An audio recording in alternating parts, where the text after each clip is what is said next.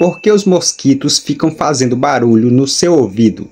O zumbido dos mosquitos perto do ouvido é resultado do rápido bater de asas do inseto, que produz um som agudo e irritante. As fêmeas são as que picam e se alimentam de sangue, e tendem a voar mais perto do rosto em busca de locais para se alimentar. Os mosquitos são atraídos pelo dióxido de carbono que exalamos, e o ouvido é uma região próxima da fonte de emissão desse gás, tornando o zumbido mais perceptível.